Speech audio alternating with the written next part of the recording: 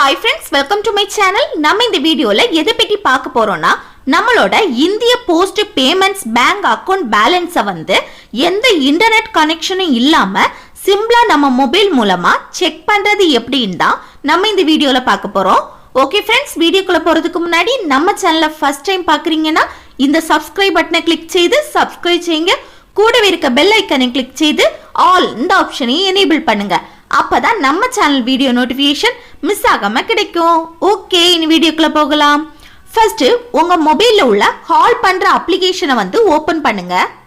அப்புறம் இதுல நீங்க பேங்க்ல என்ன மொபைல் நம்பர் கொடுத்துருக்கீங்களோ அந்த நம்பர்ல இருந்து இந்த ஸ்கிரீன்ல தெரியிற இந்த நம்பருக்கு வந்து கால் பண்ணுங்க.